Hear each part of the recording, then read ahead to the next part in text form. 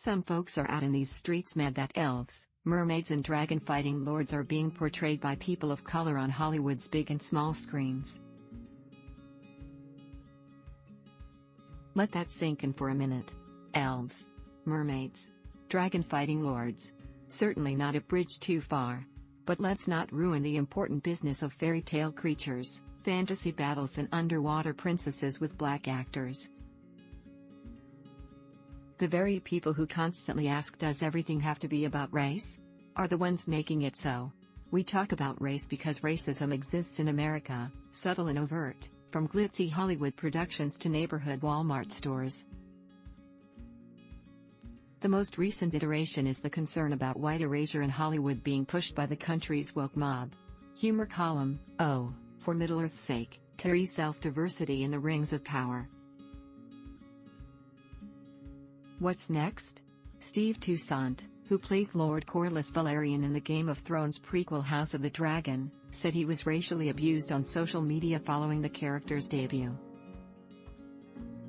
After the premiere of The Rings of Power, the Lord of the Rings prequel, the series was lampooned for including a group of actors from different racial and ethnic backgrounds. And we can't forget about Disney's underwater fantasy The Little Mermaid. The live-action remake's teaser trailer shows a black woman, Halle Bailey, starring as Ariel. Despite the precious and celebratory posts by black mothers and their little girls, there are grown white men who are upset by the concept. Sit in that hate if you like, but allow these kids to understand and embrace the beauty of diversity.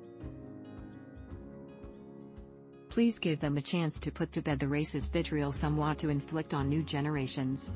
I'm an Alabama pastor. I watered my neighbor's flowers.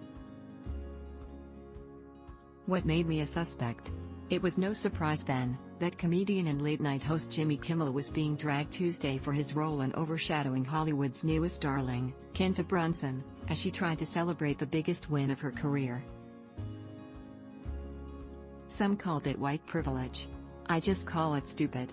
During the Emmys broadcast Monday, we watched as Kimmel lay prone on stage, pretending to be drunk from skinny margaritas, as Brunson was honored for her writing on breakout hit Abbott Elementary.